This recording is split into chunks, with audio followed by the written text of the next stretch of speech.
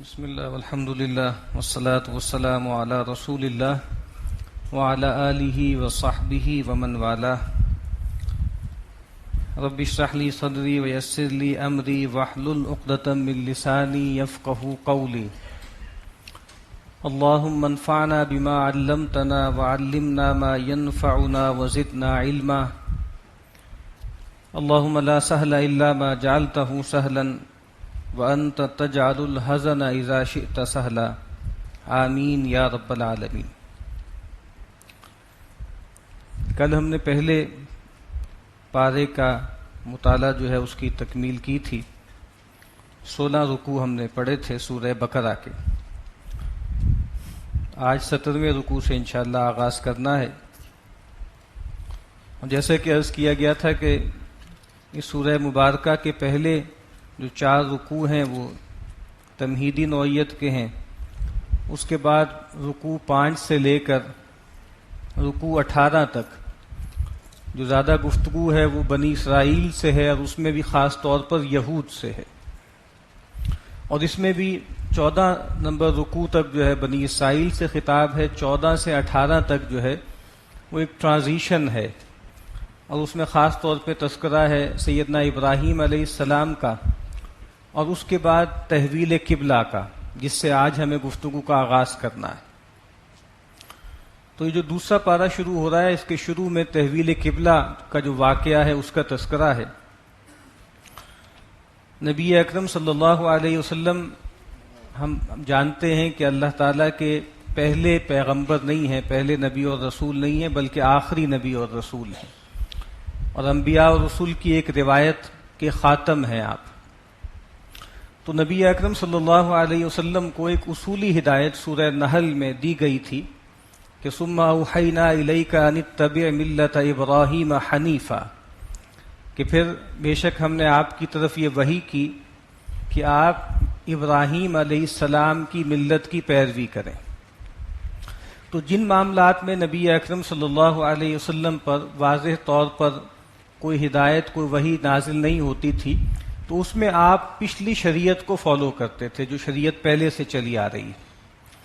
اور یہ بات ہمیں معلوم ہے کہ جو یہود ہیں، یہود النصارہ، ان کا جو قبلہ تھا وہ بیت المقدس تھا، جو قبۃ الصخرہ ہے وہ ان کا قبلہ تھا. اسی لیے عام طور پہ ہمارے ہاں اس کو کہا جاتا ہے قبلہ اول. قبلہ اول جو ہے اس کے ساتھ ایک جذباتی تعلق بھی ہے، اور یہ عموم میں ایک بات کہی جاتی ہے، ورنہ اصل میں تو قبلہ اول اور قبلہ آخر ایک ہی ہے، اور وہ کعبۃ اللہ ہے. سورہ آل عمران میں وہ آیت آ جائے گی کہ ان اول بیت وضع للناس للذی ببکۃ، کہ سب سے پہلا گھر اللہ کا جو لوگوں کے لیے رکھا گیا، مقرر کیا گیا، وہ بکہ یعنی مکہ میں ہے. تو ہمیشہ سے قبلہ جو تھا وہ کعبۃ اللہ ہی تھا کہ جو مکہ میں ہے. اور سیدنا داؤد علیہ السلام نے اور سیدنا سلیمان علیہ السلام نے جو ہیکل بنایا تھا، وہ جو معبد بنایا تھا، ہمارے مطابق جو مسجد بنائی تھی، تو جس طرح ہمارے ہاں مسجدیں بنتی ہیں قبلہ رخ، تو وہ مسجد تھی اور قبلہ رخ تھی، یعنی کعبۃ اللہ کی طرف اس کا رخ تھا. تو اصلاً یہود کے لیے بھی جو قبلہ تھا وہ بھی بیت اللہ ہی تھا. لیکن جس طریقے سے اللہ تعالیٰ کی ایک سنت ہے کہ جب کوئی قوم سرکشی کرتی ہے، ضد کرتی ہے، تو اللہ تعالیٰ پھر بہت سی وہ چیزیں جو وہ خود اختیار کر لیتے ہیں اپنی بدعت سے، اللہ تعالیٰ ان کے لیے وہی پرسکرائب کر دیتے ہیں، وہی طے کر دیتے ہیں. تو یہود نے آپس میں تنازع کیا اور بیت المقدس کو، کہ جو ایک قبلہ کے رخ مسجد بنائی گئی تھی، اسی کو قبلہ انہوں نے بنا لیا. تو پھر اللہ تعالیٰ نے بھی ان کے لیے اسی کو برقرار رکھا. جس طریقے سے ہمیشہ سے جو مقدس دن تھا وہ جمعے کا دن ہی تھا، تو یہود نے اس میں سرکشی کی تو اللہ نے ان کے لیے ہفتے کا دن مقرر کر دیا، اور نصارہ کے لیے اتوار کا دن مقرر کر دیا، اور امت محمدیہ کے لیے جو اوریجنل دن ہمیشہ سے پاکیزہ دن اور مقدس دن تھا جمعے کا، اس کو برقرار رکھا. تو اس کو بھی سمجھنا چاہیے کہ اصل میں تو قبلہ اول بھی جو ہے وہ بیت اللہ الحرام ہی ہے. لیکن جس طرح میں نے عرض کیا کہ جب تک نبی اکرم صلی اللہ علیہ وسلم کو کوئی ہدایت نہیں دی جاتی تھی، آپ پچھلی امت کی جو شریعت تھی اس کو فالو کرتے تھے. تو جب نماز کا حکم آیا اور ابتداءً جو ہے صبح و شام کی نماز تھی، تو آپ نے جو ہے وہ بیت المقدس کو ہی قبلہ بنایا. اور مکے میں اس کا امکان تھا اور ظاہری بات ہے کہ مکہ سے جو ہے وہ شمال کی طرف جو تھا بیت المقدس تھا، تو نبی اکرم صلی اللہ علیہ وسلم اگر جنوبی دیوار کے سامنے کھڑے ہوتے کعبۃ اللہ کے تو گویا استقبال قبلتین ہو جاتا تھا، یعنی دونوں قبلے بیک وقت سامنے رہتے تھے، یعنی کعبہ بھی سامنے ہوتا تھا اور بیت المقدس جو ہے وہ بھی سامنے ہوتا تھا۔ تو لیکن جب نبی اکرم صلی اللہ علیہ وسلم ہجرت کر کے مدینہ تشریف لے آئے تو یہاں یہ ممکن نہیں تھا، چونکہ مدینہ کے شمال میں یروشلم تھا اور جنوب میں مکہ تھا، تو مدینہ میں جا کے استقبال قبلتین ممکن نہیں تھا، تو آپ نے 16 یا 17 ماہ جو ہے بیت المقدس کی طرف رخ کر کے نماز پڑھی اور پڑھائی۔ لیکن آپ کی خواہش یہ تھی، آپ یہ چاہتے تھے، اس کا تذکرہ بھی ہوگا کہ جو اصل میں اللہ کا گھر ہے، جو ابراہیم علیہ السلام کا جس کی تعمیر نو انہوں نے کی تھی، اسی کو قبلہ مقرر کر دیا جائے۔ تو 16-17 ماہ آپ نے بیت المقدس کی طرف رخ کر کے نماز پڑھائی۔ اس کے بعد پھر آپ کو حکم آیا کہ اب آپ اپنا رخ جو ہے وہ بیت اللہ الحرام کی طرف کر لیں، اور آپ کو حکم دے دیا گیا، اور عصر کی نماز آپ نے مسجد نبوی میں پڑھائی، یعنی قبلے کی طرف رخ کر کے، بیت اللہ کی طرف رخ کر کے۔ اور پھر وہاں سے ایک صاحب نماز پڑھ کے نکلے اور تھوڑا آگے گئے تو قریب میں ایک مسجد میں لوگ جو ہے وہ عصر کی نماز پڑھ رہے تھے، تو وہ نماز کے دوران ہی وہاں پہ انہوں نے کھڑے ہو کے اعلان کیا کہ جی ابھی حکم آ گیا ہے کہ اب جو ہے وہ قبلہ بدل دیا گیا ہے، اور اب بیت المقدس کی جگہ بیت اللہ الحرام یعنی خانہ کعبہ کی طرف رخ کر کے نماز پڑھی جائے گی۔ تو پھر ان لوگوں نے نماز کے دوران ہی اپنا رخ بدل لیا۔ اسی لیے آج بھی جو لوگ مدینہ منورہ جاتے ہیں تو جو زیارات کے لیے جاتے ہیں تو اس پیکیج میں مسجد قبلتین بھی لازماً شامل ہوتی ہے، تو وہ مسجد ہے، اس کے 2 قبلے ہیں، تو وہاں پر پھر یہ واقعہ ہوا تھا کہ نماز کے دوران لوگوں نے تحول کیا، اپنا رخ جو ہے وہ موڑ لیا تھا۔ تو یہ اس واقعے کی طرف اس کے شروع میں اشارہ ہے۔ سیقول السفہاء من الناس، ان قریب کہیں گے لوگوں میں سے جو بے وقوف لوگ ہیں، وہی جو یہود تھے اور یہود کے زیر اثر منافقین تھے، ما ولاہم عن قبلتہم التی کانوا علیہا، کہ ان مسلمانوں کو جس قبلے پر وہ تھے اس سے کس چیز نے پھیر دیا۔ یہ کیا لوگ ہیں، ان کی جہت ہی متعین نہیں ہے، ان کا تو کوئی قبلہ ہی متعین نہیں ہے۔ اور جیسے کہ ہم جانتے ہیں کہ یہود کا اصل مسئلہ تھا صورت پرستی، رسم پرستی، وہ لٹرلسٹ تھے، وہ لفظوں کو پکڑتے تھے۔ اسی لیے ہمیں یہ بات معلوم ہے کہ سیدنا مسیح علیہ السلام کے جو آخری رسول ہیں بنی اسرائیل کے، وہ ایک پوائنٹ ایجنڈا تھا، 1 پوائنٹ ایجنڈا تھا ان کا، اور وہ کیا تھا کہ وہ جو مذہب کے جس میں جسم رہ گیا تھا اس کی روح نکل گئی تھی، اور بائبل کی جو شریعت تھی، جو الفاظ تھے کہ جس میں حرف رہ گئے تھے، اس کے معنی گم ہو گئے تھے، تو وہ آئے تھے۔ اسی لیے ان کا لقب ہی روح اللہ ہے، کہ وہ جو اسپرٹ ختم ہو گئی تھی اس روح کو پھونکنے آئے تھے، وہ جو لٹرلزم پیدا ہو گیا تھا اس کو توڑنے کے لیے آئے تھے۔ اسی لیے آپ دیکھتے ہیں کہ جا بجا وہ بہت سخت تنقیدیں کرتے ہیں۔ وہ یہود کے علماء کو کہتے ہیں کہ تم لوگ جو ہے تمہارا معاملہ ایسا ہے کہ جیسے چونی پھری ہوئی قبریں ہوتی ہیں، اوپر ماربل لگا ہوا ہے، بہت خوبصورت پتھر لگا ہوا ہے، اور اندر جو ہے وہ گلی سڑی جو ہے وہ ہڈیاں ہیں۔ یا تمہارا معاملہ تو یہ ہے کہ تم جو ہے وہ سموچے اونٹ نگل جاتے ہو اور مچھر چھانتے ہو۔ اور ہم دیکھتے ہیں کہ یہی رویہ اس امت کے اندر بھی کچھ نہ کچھ پیدا ہو گیا ہے، کہ بہت چھوٹی چھوٹی چیزیں، خاص طور پہ جو عبادات کی نوعیت کی ہوتی ہیں اس میں بہت حساسیت ہے، لیکن بہت بڑے بڑے معاملے، خاص طور پہ جو فائنینشیل معاملات ہوتے ہیں، شرم و حیا کے معاملات ہوتے ہیں، اس میں کوئی توجہ ہی نہیں۔ اور یہ رویہ پیدا ہو گیا تھا۔ سیدنا عبداللہ ابن عمر رضی اللہ تعالی عنہما کے پاس کچھ عراق کے لوگ آئے، کوفہ کے لوگ آئے، اور آ کر ان سے پوچھنے لگے کہ اے صحابی رسول، یہ بتائیے کہ بھئی اگر انسان کی جو ہے وہ اوپر کوئی مچھر آ جائے، انسان اس مچھر کو مار دے تو اس کا جو خون کپڑے پہ لگ جاتا ہے تو یہ ناپاکی ہو جاتی ہے، تو اس حالت میں جو ہے وہ آدمی نماز پڑھ سکتا ہے یا پاکیزگی کا معاملہ کیا ہوگا؟ تو سیدنا عبداللہ ابن عمر رضی اللہ تعالیٰ عنہ نے کہا کہ آفرین ہے تم لوگوں پر، بہت خوب ہو تم لوگ، کہ تم لوگ جو ہے وہ لوگ ہو کہ جس نے نبی اکرم صلی اللہ علیہ وسلم کے جگر گوشے کو، ان کے نواسے کو ذبح کر دیا، اور اس وقت تو پوچھا نہیں کہ بھئی یہ عمل جائز ہے یا نہیں جائز، اور تمہیں اس کی بڑی فکر ہے کہ مچھر کا خون اگر جو ہے وہ کپڑوں پہ لگ جائے تو وہ نماز ہوتی ہے کہ نہیں ہوتی، اور سیدنا حسین رضی اللہ تعالیٰ عنہ کو تم نے مظلومانہ ذبح کر دیا۔ تو یہ رویہ اس امت میں ہی پیدا ہو گیا۔ تو اب وہ انہوں نے کہا کہ بھئی یہ کیا لوگ ہیں کہ پہلے ان کا رخ جو تھا وہ بیت المقدس کی طرف تھا، اب ادھر ہو گیا. اور ظاہری بات ہے کہ ان کو ایک تسلی تھی جب تک بیت المقدس کی طرف رخ تھا کہ جیسے یہی ہمارے کیمپ فالوورز ہیں، ہمیں ہی فالو کر رہے ہیں. لیکن اب جب قبلہ بدلا ہے تو یہ چیز بھی ان کے لیے پریشانی کا سبب تھی. تو اس کو انہوں نے اسکینڈلائز کیا کہ بھئی یہ کیا معاملہ ہے، پہلے بیت المقدس کی طرف رخ کر کے نماز پڑھی، اب جو ہے ادھر پڑھ رہے ہیں. قل للہ المشرق والمغرب، اے نبی صلی اللہ علیہ وسلم فرما دیجئے کہ تمام مشرق و مغرب اللہ ہی کے ہیں. یہ آیت پیچھے بھی آ چکے ہیں، وَلِلَّهِ الْمَشْرِقُ وَالْمَغْرِبُ. تو کہا کہ اللہ تعالیٰ کسی جہت میں تھوڑی مقید ہیں، یہ تو یکجہتی کے لیے ایک رخ بتایا جاتا ہے. یہدی من یشاء الی صراط مستقیم، اور جس کو چاہتا ہے وہ سیدھی راہ پہ چلا دیتا ہے. وَكَذَلِكَ جَعَلْنَاكُمْ أُمَّةً وَسَطًا، اور اے مسلمانوں اسی طرح سے ہم نے تمہیں امت وسط بنایا ہے، امت عادل بنایا ہے، امت معتدل بنایا ہے، افضل امت بنایا ہے. ڈاکٹر صاحب اس کو کہا کرتے تھے کہ یہ جو تحویل قبلہ ہے یہ ایک طرح کی کورونیشن ہے، یہ رسم تاج پوشی ہے. اور اس جو ہے وہ تحویل قبلہ نے یہ بات واضح کر دی کہ شہادت علی الناس کے منصب پر پہلے بنی اسرائیل فائز تھی، اب معزول کر دی گئی، اور اب امت محمدیہ علی صاحب الصلاۃ والسلام کو اس منصب پر فائز کر دیا گیا.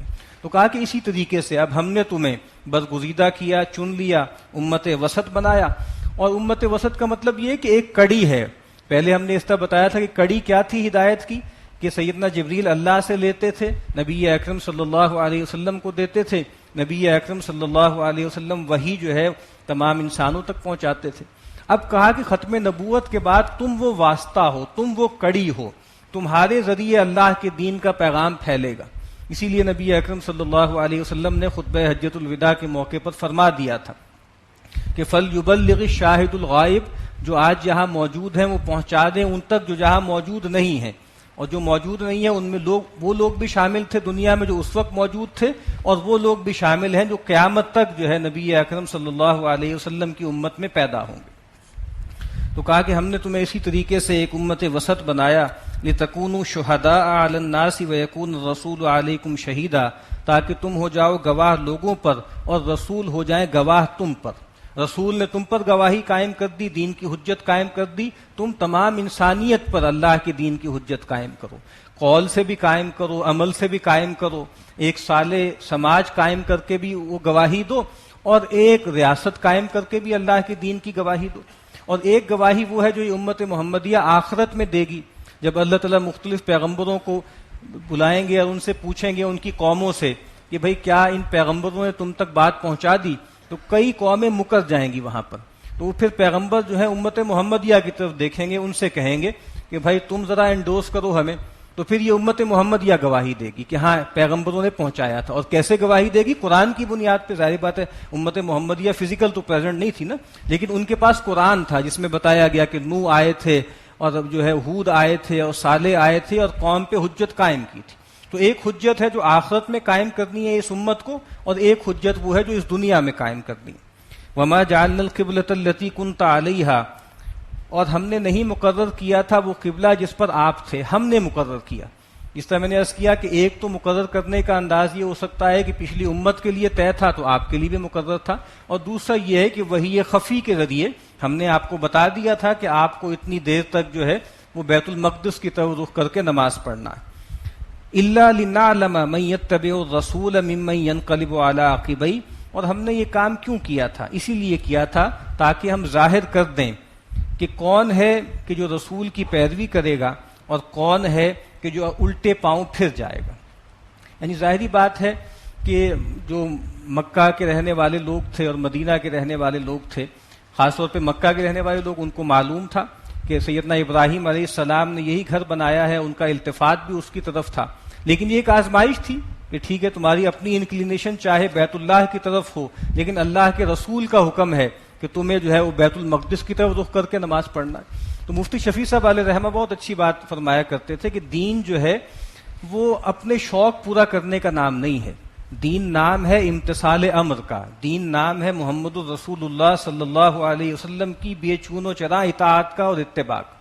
تو جو دل آپ کا چاہ رہا ہے وہ چاہتا رہے. اصل بات یہ کہ اللہ کے رسول صلی اللہ علیہ وسلم اور اللہ تعالیٰ کیا فرماتے ہیں، ہمیں اس چیز کو دیکھنا. وَإِن كَانَتْ لَكَبِيرَةً إِلَّا عَلَى الَّذِينَ هَدَى اللَّهُ، اور بے شک یہ بات بہت بھاری ہے مگر ان لوگوں پر جن کو اللہ تعالیٰ ہدایت دیتے ہیں. یہ جو عصبیتیں ہوتی ہیں، یہ جو نسلوں میں چیزیں چلی آ رہی ہوتی ہیں، جو تعلق ہوتا ہے، اس کو توڑنا آسان نہیں ہوتا. وما کان اللہ لیضیع ایمانکم، اور اللہ تعالیٰ ایسا نہیں ہے کہ وہ تمہارے ایمان کو ضائع کرے.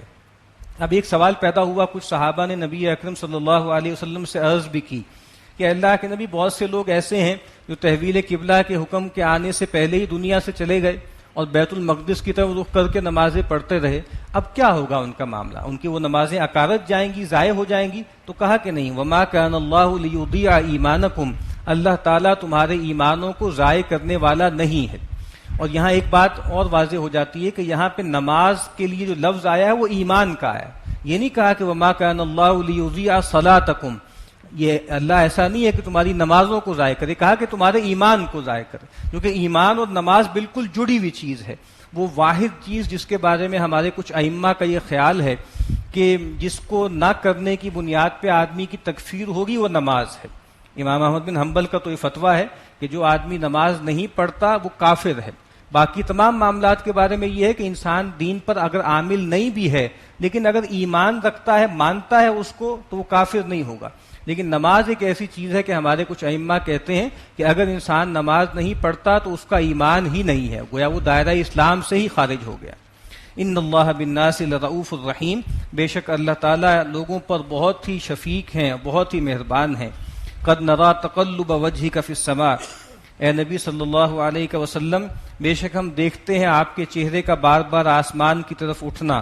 فَلَنُوَلِّيَنَّكَ قِبْلَةً تَرْضَاهَا، تو بے شک ہم ضرور پھیر دیں گے آپ کے رخ کو اس قبلے کی طرف جو آپ کو پسند ہے. یعنی اس میں بھی بہت محبوبیت ہے، اللہ کے نبی صلی اللہ علیہ وسلم کی طرف بہت التفات ہے کہ آپ بار بار آسمان کی طرف دیکھ رہے ہیں کہ وہی نہیں آ رہی، اور آپ کا دل یہ چاہتا ہے کہ کعبۃ اللہ کو ہی قبلہ بنایا جائے. تو کہا کہ آپ بار بار آسمان کی طرف دیکھ رہے ہیں، تو اب ہم پھیر دیں گے آپ کو اس قبلے کی طرف جو آپ کو پسند ہے، جو آپ کو جو ہے اچھا لگتا ہے. فولی وجہک شطر المسجد الحرام، تو اب آپ پھیر دیجئے اپنے چہرے کو مسجد حرام کی طرف. وحیث ما کنتم فولوا وجوہکم شطرہ، اور جہاں کہیں تم ہو تو اپنے چہروں کو پھیر لیا کرو اسی طرف. وَإِنَّ الَّذِينَ أُوتُوا الْكِتَابَ لَيَعْلَمُونَ أَنَّهُ الْحَقُّ مِنْ رَبِّهِمْ، اور بے شک وہ لوگ کہ جن کو کتاب دی گئی، یعنی یہ اہل کتاب، یہ خوب جانتے ہیں کہ یہی حق ہے ان کے رب کی طرف سے. یہ تو ایسے ہی بلا وجہ میں شرارت کر رہے ہیں، ورنہ وہ جانتے ہیں کہ قبلہ جو ہے وہ بیت اللہ الحرام ہی ہے، یہی ہے جو قبلہ ہے اصل میں. وَمَا اللَّهُ بِغَافِلٍ عَمَّا يَعْمَلُونَ، اور جو کچھ یہ عمل کرتے ہیں اللہ اس سے بے خبر نہیں ہے. وَلَئِنْ أَتَيْتَ الَّذِينَ أُوتُوا الْكِتَابَ بِكُلِّ آيَةٍ مَا تَبِعُوا قِبْلَتَكَ، اور بے شک اگر آپ اہل کتاب کے پاس ساری نشانیاں لے آئیں تب بھی یہ آپ کے قبلے کی پیروی نہیں کریں گے. وما انت بتابع قبلتهم، اور بے شک آپ بھی ان کی قبلے کی پیروی کرنے والے نہیں ہیں. وما بعضهم بتابع قبلۃ بعض، اور یہ تو ایک دوسرے کے بھی قبلے کی پیروی نہیں کرتے. یعنی بیت المقدس جو ہے اس کو قبۃ الصخرا کو دونوں اپنا قبلہ بناتے تھے، لیکن وہاں پہنچ کر تقسیم ہو جاتے تھے. وہ یعنی یہود جو ہے وہ قبۃ الصخرا کو، اس کے مغربی حصے کو اپنا جو ہے وہ قبلہ بنا لیتے تھے، اور نصارہ اس کے شرقی یا مشرقی حصے کو بنا لیتے تھے. کیونکہ خود قرآن مجید میں آیا ہے کہ مکاناً شرقیہ، سیدہ مریم سلام علیہا جو ہے انہوں نے جو ہے اس کا شرقی حصے کو اپنی اعتکاف کی جگہ بنایا تھا، تو نصارہ نے اس کو اپنا قبلہ بنا لیا. تو کہا کہ یہ تو خود آپس میں متفق نہیں ہے یہود و نصارہ جو ہے قبلے میں. وَلَئِنِ اتَّبَعْتَ أَهْوَاءَهُم مِّن بَعْدِ مَا جَاءَكَ مِنَ الْعِلْمِ إِنَّكَ إِذًا لَّمِنَ الظَّالِمِينَ، اور اے نبی اگر علم کے آنے کے بعد بھی آپ ان کی پیروی کریں گے، ان کی خواہشات کے پیچھے چلیں گے، تو بے شک آپ ظالموں میں سے ہو جائیں گے، بے انصافوں میں سے ہو جائیں گے. الَّذِينَ آتَيْنَاهُمُ الْكِتَابَ يَعْرِفُونَهُ كَمَا يَعْرِفُونَ أَبْنَاءَهُمْ، یہ لوگ بلا وجہ میں بھولے بن رہے ہیں، ان کو پتہ سب کچھ ہے. اے نبی یہ تو وہ لوگ کہ جن کو کتاب دی گئی ہے، یہ آپ کو اس قرآن کو ایسے پہچانتے ہیں جیسے اپنے بیٹوں کو پہچانتے ہیں. ایک جمع غفیر ہو، اس میں انسان کا بیٹا وہاں پہ ہو، اس کی اولاد موجود ہو، تو ہزاروں لاکھوں لوگوں میں بھی انسان اس کو پہچان لیتا ہے. تو کہا کہ یہ ایسے ہی بچے بن رہے ہیں، ورنہ یہ آپ کو بھی پہچانتے ہیں، یہ بھی پہچانتے ہیں کہ یہی قبلہ ہے، اور اس قرآن کو بھی پہچانتے ہیں. وَإِنَّ فَرِيقًا مِّنْهُمْ لَيَكْتُمُونَ الْحَقَّ وَهُمْ يَعْلَمُونَ، اور بے شک ان میں ایک گروہ ایسا ہے کہ جان بوجھ کر حق کو چھپاتا ہے. الْحَقُّ مِن رَّبِّكَ فَلَا تَكُونَنَّ مِنَ الْمُمْتَرِينَ، اور بے شک حق تو وہی ہے جو آپ کے رب کی طرف سے آئے، تو آپ ہرگز اس معاملے میں شک میں نہ پڑیں. وَلِكُلٍّ وِجْهَةٌ هُوَ مُوَلِّيهَا، اور ہر کسی کے لیے ایک طرف ہے، ایک جانب ہے، ایک قبلہ ہے جس کی طرف وہ رخ کرتا ہے. فَاسْتَبِقُوا الْخَيْرَاتِ، تو تم سبقت لے جاؤ، ایک دوسرے سے آگے بڑھو خیر کے کاموں میں، نیکیوں میں. اس سے کیا فرق پڑتا ہے؟ اگر پہلے لوگوں کے لیے کوئی اور قبلہ تھا، تمہارے لیے یہ قبلہ ہے. ان چیزوں میں نہ الجھو، اس سے کوئی فرق نہیں پڑتا. اصل بات یہ ہے کہ تمہیں جو کمپیٹ کرنا ہے وہ نیکیوں میں، خیرات میں کرنا ہے. اینما تکونوا یأتی بکم اللہ جمیعا، جہاں کہیں تم ہوگے تم سب کو اللہ تعالیٰ لے آئے گا، اکٹھا کر لے گا. ان اللہ علی کل شیء قدیر، بے شک اللہ تعالیٰ ہر چیز پر قادر ہے. ومن حیث خرجت فول وجہک شطر المسجد الحرام، اور جہاں سے بھی آپ نکلیں تو اپنے چہرے کو مسجد حرام کی طرف کر لیں. وَإِنَّهُ لَلْحَقُّ مِن رَبِّكَ، اور بے شک یہی ہے حق ہے آپ کے رب کی طرف سے. وَمَا اللَّهُ بِغَافِلٍ عَمَّا تَعْمَلُونَ، اور جو کچھ تم عمل کر رہے ہو اللہ اس سے بے خبر نہیں ہے. وَمِنْ حَيْثُ خَرَجْتَ فَوَلِّ وَجْهَكَ شَطْرَ الْمَسْجِدِ الْحَرَامِ، اور جہاں سے بھی تم نکلو تو اپنے چہرے کو کر لیا کرو، اپنے رخ کو کر لیا کرو مسجد حرام کی طرف. وَحَيْثُ مَا كُنْتُمْ فَوَلُّوا وُجُوهَكُمْ شَطْرَهُ، اور جس جگہ بھی تم ہو تو اپنا منہ اسی کی طرف کر لیا کرو. لِأَلَّا يَكُونَ لِلنَّاسِ عَلَيْكُمْ حُجَّةٌ، تاکہ لوگوں کو تمہارے خلاف کوئی دلیل نہ ملے، لوگوں کو تمہارے خلاف کوئی حجت نہ ملے. یہاں لوگوں سے کیا مراد ہے؟ یہاں لوگوں سے مراد اہل کتاب بھی ہیں اور مشرکین بھی ہیں. اگر جو ہے وہ بیت المقدس ہی قبلہ رہتا تو پھر جو ہے وہ پھر طوفان اٹھاتے یہود و نصارہ، کہ وہ تو جانتے تھے کہ اصل میں قبلہ جو ہے وہ تو بیت اللہ الحرام ہی ہے، خانہ کعبہ ہی ہے. تو وہ کہتے کہ اگر یہ واقعی حقیقی دین ہے اور سچا دین ہے تو پھر یہ کعبۃ اللہ کو قبلہ کیوں نہیں بناتے؟ اور مشرکین مکہ بھی اعتراض کرتے، ان کو بھی یہ معلوم تھا، اور وہ یہ بھی کہتے تھے کہ نبی اکرم صلی اللہ علیہ وسلم دعویٰ کر رہے ہیں کہ میں ملت ابراہیم پر ہوں. تو ابراہیم علیہ السلام نے تو اسی قبلے کی تعمیر کی تھی، تو پھر یہ اس کی طرف رخ کیوں نہیں کر رہے؟ تو کہا کہ ہم نے اس لیے قبلہ متعین کیا ہے بیت اللہ الحرام کو، تاکہ ان لوگوں کو تمہارے خلاف کوئی دلیل نہ ملے اور کوئی حجت نہ ملے. الا الذین ظلموا منہم، سوائے ان کے جو بے انصاف ہیں، جو ظالم لوگ ہیں، جو ضد پہ اڑے ہوئے ہیں، ان کا تو کوئی علاج نہیں ہے.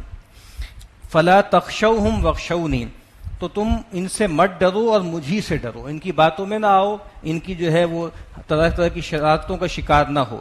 وَلِأُتِمَّ نِعْمَتِي عَلَيْكُمْ، اور تاکہ میں تم پر اپنا فضل، اپنی نعمت کامل کر دوں. وَلَعَلَّكُمْ تَهْتَدُونَ، اور تاکہ تم سیدھی راہ پالو. كَمَا أَرْسَلْنَا فِيكُمْ رَسُولًا مِّنكُمْ يَتْلُو عَلَيْكُمْ آيَاتِنَا وَيُزَكِّيكُمْ وَيُعَلِّمُكُمُ الْكِتَابَ وَالْحِكْمَةَ وَيُعَلِّمُكُمْ مَا لَمْ تَكُونُوا تَعْلَمُونَ. اس سے پہلے ہم پڑھ چکے ہیں سیدنا ابراہیم علیہ السلام کی دعا، اس میں تذکرہ تھا کہ اے اللہ تو ان میں ایک ایسے نبی کو اٹھانا جو یہ 4 کام کرتا ہے.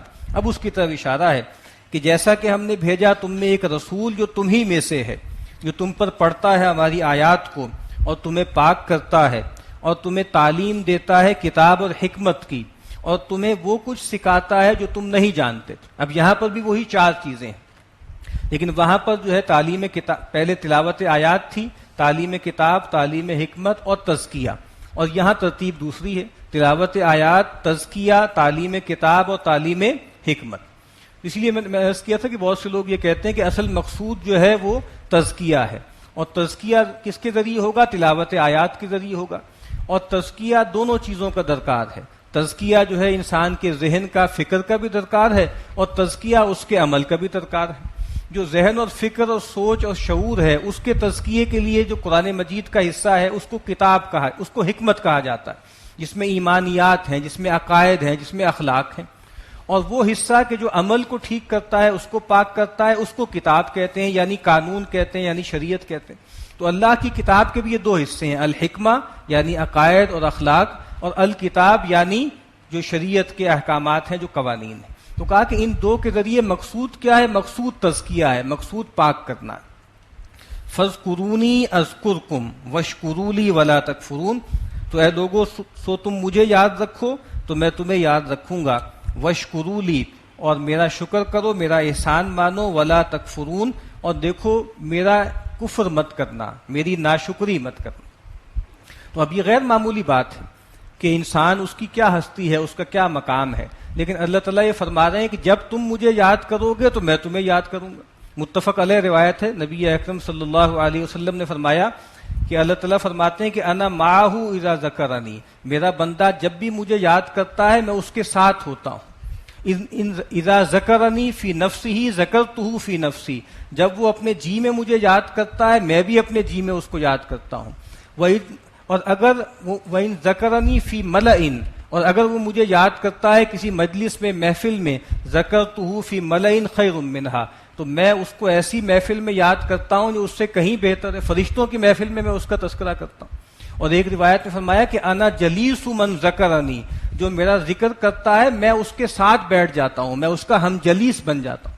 تو کہا کہ تم مجھے یاد رکھو میں تمہیں یاد رکھوں گا، اور تم میرا شکر مانو اور میرا کفران مت کرنا، اور اگر تم میرا شکر کرو گے میں تمہیں اور نوازوں گا. لئن شکرتم لازیدنکم، اگر تم میرا شکر ادا کرو گے میں تمہیں اور نوازوں گا، تمہیں اور عطا کروں گا. یا ایھا الذین آمنوا استعینوا بالصبر والصلاۃ، اے وہ لوگوں جو ایمان لائے مدد حاصل کرو، مدد لو نماز کے ساتھ اور صبر کے ساتھ. ان اللہ مع الصابرین، بے شک اللہ تعالیٰ جمنے والوں کے ساتھ ہے، صبر کرنے والوں کے ساتھ ہے. یہ دو چیزیں درکار ہیں، صبر اور صلاۃ.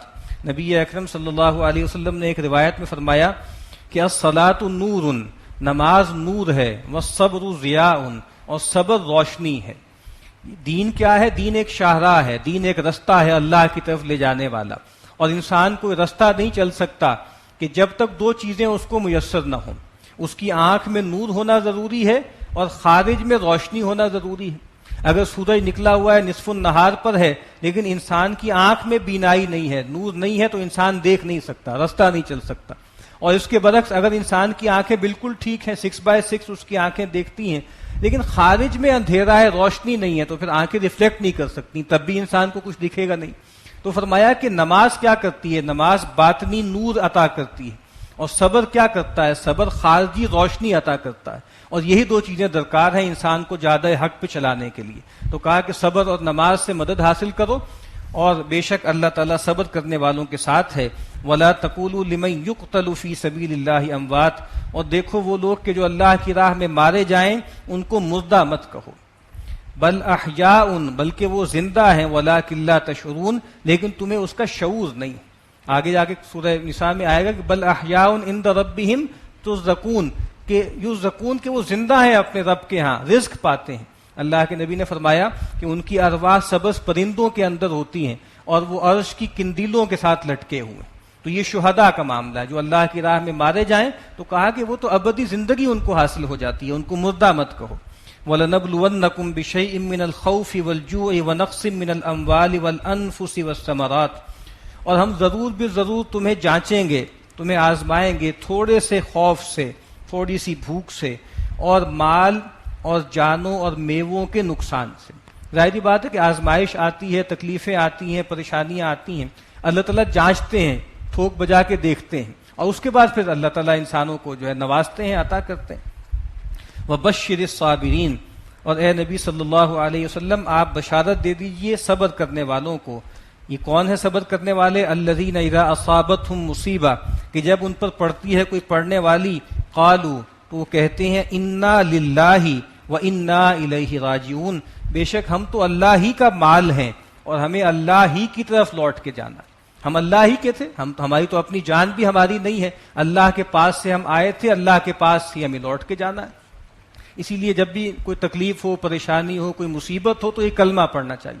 اور ایک اور کلمہ بھی جو ہے، انسان کوئی فوت ہوتا ہے یا کوئی تکلیف آتی ہے تو اس موقع پہ نبی اکرم صلی اللہ علیہ وسلم یہ دعا بھی کیا کرتے تھے کہ اللہم اجرنی فی مصیبتی واخلف لی خیرا منہا، کہ اے اللہ تو اس مصیبت کا مجھے اجر عطا کر اور مجھے اس سے بہتر عطا کر، اس کا نعم البدل عطا کر. اولئک علیہم صلوات من ربہم ورحمہ، یہ وہ لوگ ہیں جن پر عنایتیں ہیں ان کے رب کی طرف سے اور اس کی مہربانیاں ہیں.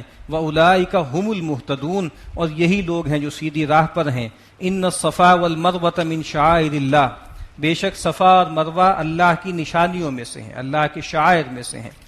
فمن حج البیت او اعتمر، تو جو کوئی بھی بیت اللہ کا حج کرے یا عمرہ کرے، فلا جناح علیہ ان یطوف بہما، تو اس پر کوئی الزام نہیں ہے، کوئی گناہ نہیں ہے کہ وہ اس کا طواف کرے. ظاہری بات ہے کہ طواف کا لفظ یہاں مجازن آیا ہے، اس کے لیے صحیح کا لفظ بولا جاتا ہے. طواف کا لفظ جو ہے وہ بیت اللہ کے ایک چکر لگانے کے لیے آتا ہے، اور صفا مروہ کے درمیان چلنے کے لیے جو ہے وہ صحیح کا لفظ آتا ہے. تو کہا کہ کوئی حرج نہیں ہے اس میں. اب یہ جو آیت ہے اس کے بارے میں کچھ لوگوں کو اشکال ہوا اور خود صحابہ کے دور میں یہ اشکال پیدا ہو گیا. سیدہ عائشہ رضی اللہ تعالی عنہا سے پوچھا گیا کہ یہ آیت اس کا انداز تو ایسا ہے کہ اس سے ایسا لگتا ہے کہ کوئی یہ لازم نہیں ہے, حج اور عمرے کے پیکج کا کوئی لازمی حصہ نہیں ہے صحیح. کہا کہ کوئی گناہ نہیں ہے, اس کا مطلب ہے کر لیں تب بھی ٹھیک ہے, نہ کریں تب بھی ٹھیک ہے. تو سیدہ عائشہ رضی اللہ تعالی عنہا نے کہا کہ نہیں, تم غلط سمجھے ہو. اگر بات وہ ہوتی جو تم کہتے ہو تو پھر آیت کیسے ہوتی کہ فلا جناح علیہ اللہ یطوف بہما, کہ کوئی الزام نہیں ہے کہ اگر وہ اس کا طواف نہ کرے. لیکن پھر یہ بات کیوں اختیار کی گئی, اس کا سبب یہ ہے, اس کی کئی اس کے بارے میں اقوال ہے, لیکن ایک قول یہ ہے کہ اصل میں وہاں پر صفا و مروہ میں دو بت رکھے ہوتے تھے. صفا پہ اساف نام کا ایک بت تھا اور مروہ پہ نائلہ نام کا ایک بت تھا.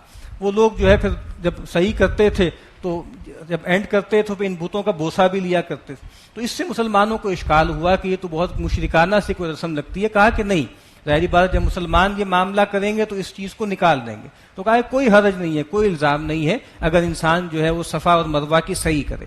ومن تطوع خیرا فإن اللہ شاکر علیم, اور جو کوئی اپنی خوشی سے کوئی نیکی کرے گا تو بے شک اللہ تعالیٰ قدردان ہے, بہت علم رکھنے والا ہے. بندے کے لیے جب شاکر کا لفظ آتا ہے تو اس کا مطلب ہوتا ہے شکر گزار. اللہ تعالیٰ کے لیے جب یہ وصف آتا ہے تو اس کا مطلب ہوتا ہے قدردان, قدردانی کرنے والا, اپریشیٹ کرنے والا. ان الذين يكتمون ما انزلنا من البينات والهدى من بعد ما بيناه للناس في الكتاب, بے شک وہ لوگ کہ جو چھپاتے ہیں جو ہم نے نازل کیا, جو بینات ہم نے نازل کی, صاف احکامات اور ہدایت کی باتیں, اس کے بعد کہ ہم لوگوں کے لیے اس کو کھول چکے ہیں کتاب میں. اولئک یلعنهم اللہ ویلعنهم اللاعنون, تو ایسے لوگوں پر اللہ تعالیٰ بھی لعنت کرتا ہے اور تمام لعنت کرنے والے بھی لعنت کرتے ہیں. جب اللہ تعالیٰ نے کتاب اتار دی, اس میں واضح احکامات اتار دیے, اب اس کے بعد کوئی اس کو چھپاتا ہے, کتمان حق کا ارتکاب کرتا ہے, تو ایسے لوگ ملعون ہیں. اللہ تعالیٰ بھی ان پہ لعنت کرتے ہیں, تمام لعنت کرنے والے اس پر لعنت کرتے ہیں. یہاں خاص طور پہ جو یہود کے علماء ہیں ان کی طرف اشارہ ہے کہ انہوں نے اپنی کتاب میں بہت سے احکامات پر بھی پردہ ڈال دیا, رجم کے حکم کو ساقط کر دیا اور بہت سی چیزیں کر دیں, اور نبی اکرم صلی اللہ علیہ وسلم کی جو پروفیسیز تھیں ان کو بھی ڈھانپ دیا, ان کو بھی جو ہے چھپا لیا. اسی لیے نبی اکرم صلی اللہ علیہ وسلم نے فرمایا ہے کہ من سئل عن علم علمہ ثم کتمہ, جس کسی آدمی سے کسی ایسے علم کے بارے میں سوال کیا گیا جس کو وہ جانتا تھا, پھر وہ اس کو جانتے بوجھتے چھپائے, الجم یوم القیامت بلجام من نار, قیامت کے دن ایسے شخص کو آگ کی لگام ڈالی جائے گی. یہاں پر بھی بہت سخت الفاظ ہیں کہ تمام لوگوں کی اس پہ لعنت ہے. الا الذین تابوا واصلحوا وبینوا, سوائے ان لوگوں کے جو توبہ کریں اور اصلاح کا رویہ اختیار کریں اور واضح کر دیں, تبیین کر دیں. یعنی ایک تو معاملہ ہے کہ انسان سے کوئی غلطی ہو جاتی ہے تو اس کا طریقہ توبہ کا یہ ہے کہ انسان اللہ کی طرف رجوع کرے, اصلاح کر لے. لیکن اس طرح کے جو معاملات ہوتے ہیں اس میں ایک اور اضافی چیز ہے, اور وہ کیا ہے, وہ تبیین ہے.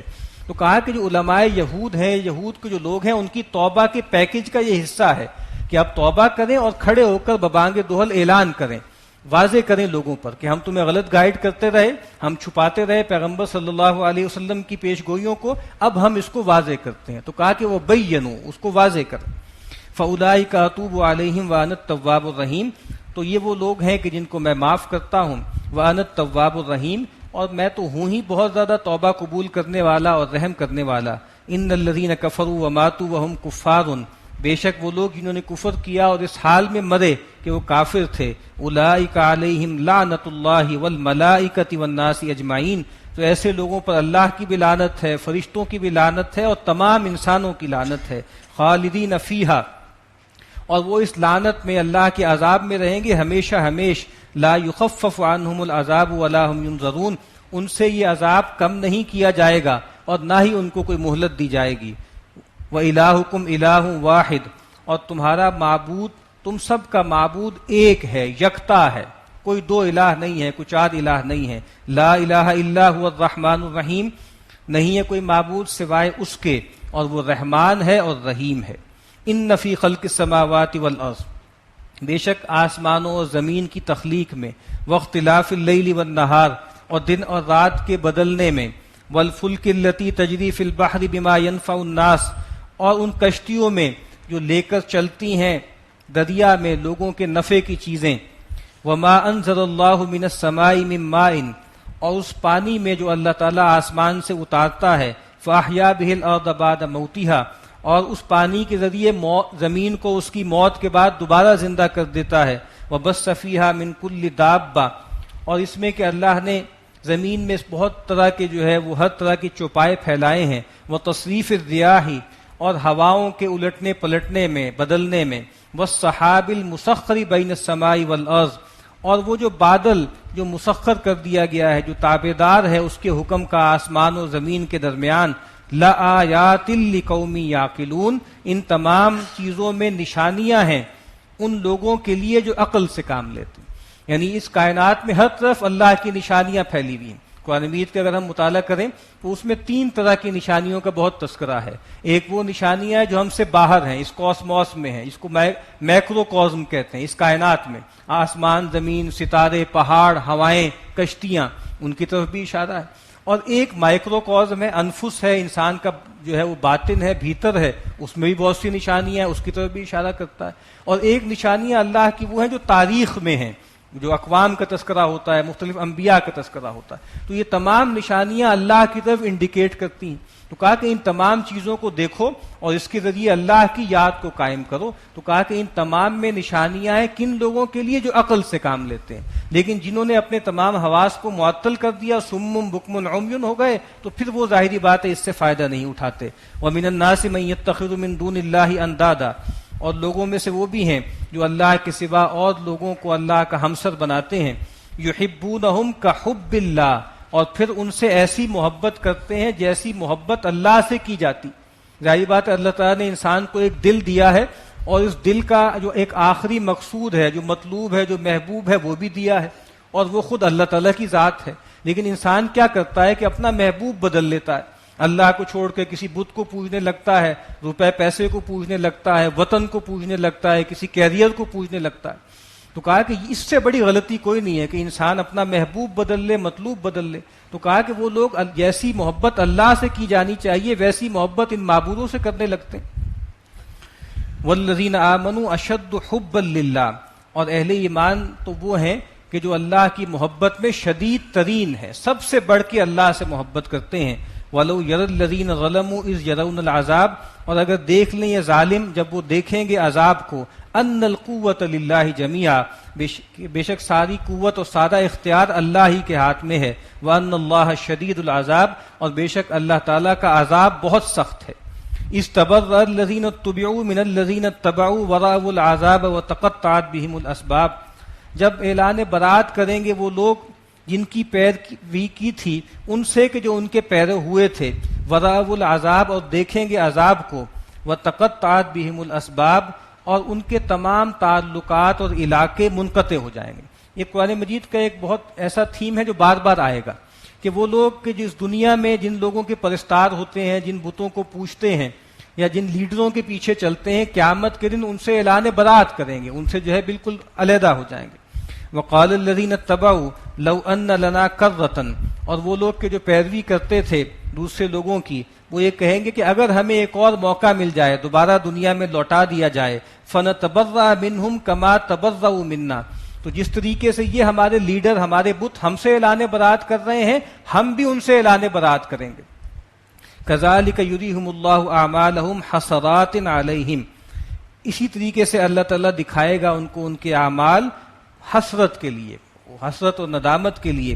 وما ہم بخارجین من النار، اور وہ آگ سے یا جہنم سے نکلنے والے نہیں ہیں۔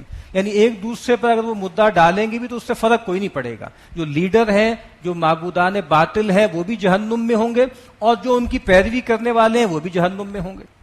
یا ایھا الناس کلوا مما فی الارض حلالا طیبا، اے لوگو کھاؤ زمین کی وہ چیزیں کہ جو حلال ہیں اور پاکیزہ ہیں، ولا تتبعوا خطوات الشیطان، اور شیطان کے نقش قدم کی پیروی مت کرو۔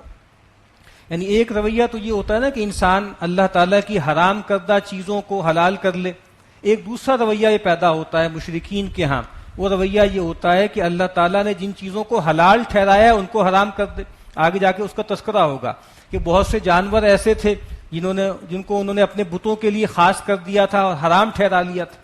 تو جس طریقے سے اللہ کے حرام کو حلال ٹھہرانا یہ ایک انحراف ہے، یہ ایک ڈیویشن ہے، اسی طریقے سے اللہ کے حلال کو حرام کر دینا یہ بھی ایک بدعت ہے۔